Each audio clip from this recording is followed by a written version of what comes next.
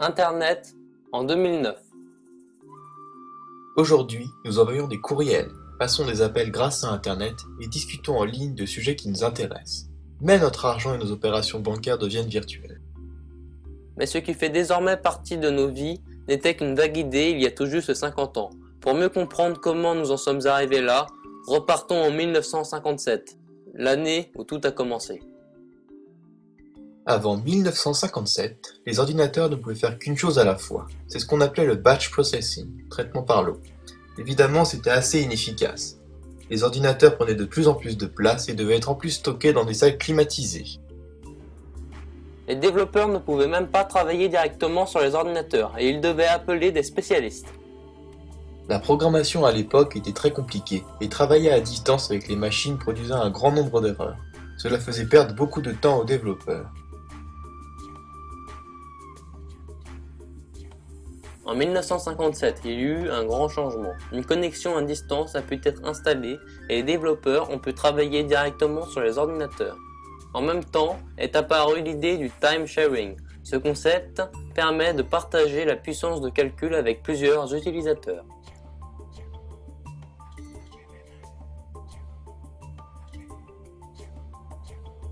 Le 4 octobre 1957, durant la guerre froide, le premier satellite Sputnik est mis en orbite par l'URSS.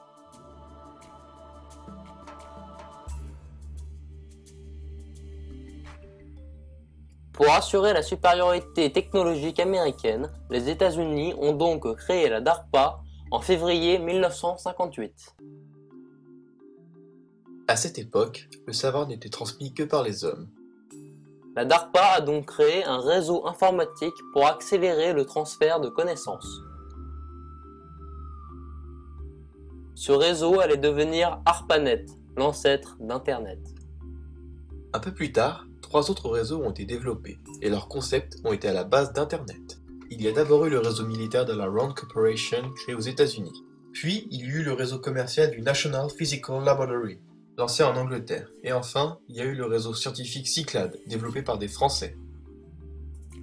Les concepts de ces réseaux militaires, scientifiques et commerciaux sont les fondations d'Internet.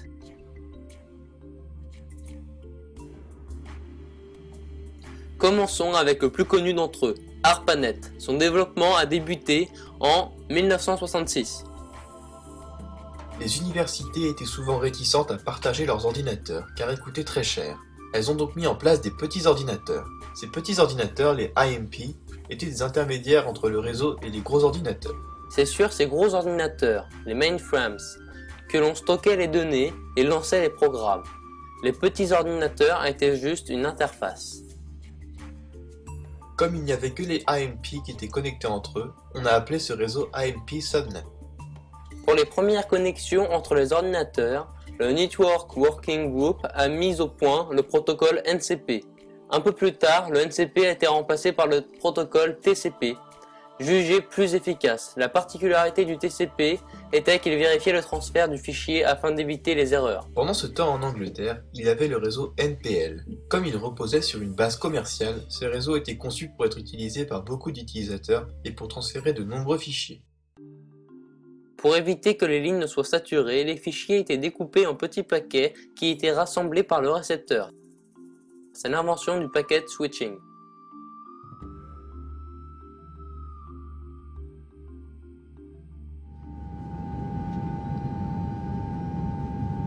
En 1962, des avions furtifs découvrent à Cuba des missiles longue et moyenne portée, capables d'atteindre les États-Unis. Le gouvernement craignait un conflit nucléaire. À cette époque, les réseaux étaient centralisés, ce qui était dangereux en cas d'attaque. Pour éviter les pannes, on a mis en place une architecture réseau décentralisée. Ainsi, le réseau serait toujours opérationnel, même s'il perdait un nœud. À l'époque, les communications se faisaient encore par ondes radio, ce qui pouvait poser de graves problèmes en cas d'attaque nucléaire. L'atmosphère aurait été affectée et les ondes longues ne pourraient plus fonctionner. Il fallait donc utiliser des ondes directes, qui ne couvrent que des petites distances. La meilleure solution était d'utiliser un réseau distribué. Ainsi, on pouvait couvrir de longues distances avec un minimum d'interférences. Une autre étape à la création d'Internet a été franchie avec le développement du réseau français Cyclade. Puisque ce réseau avait un budget plus petit que celui d'ARPANET, il avait par conséquent moins de nœuds. Les ingénieurs ont donc mis l'accent sur la communication avec les autres réseaux. C'est le principe d'Internet, interréseau en anglais. De plus, les concepts du réseau Cyclade allaient plus loin que ceux des autres réseaux. Pendant la communication entre l'expéditeur et le récepteur, les ordinateurs intermédiaires n'intervenaient pas. Ils servaient juste de nœuds de transfert.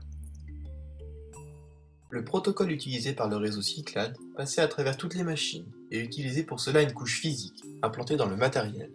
Cela permettait une connexion directe avec le récepteur.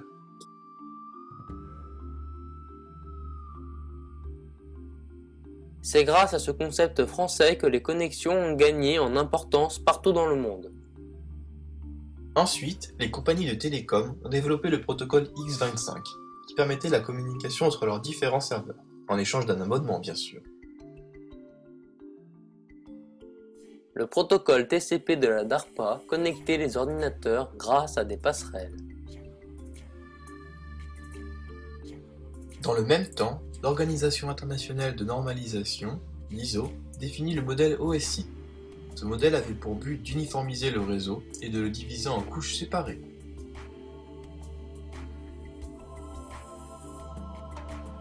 Le protocole TCP a finalement assimilé les préférences de ce modèle OSI, ce qui créa le protocole TCP/IP, un standard qui garantit la compatibilité entre les réseaux.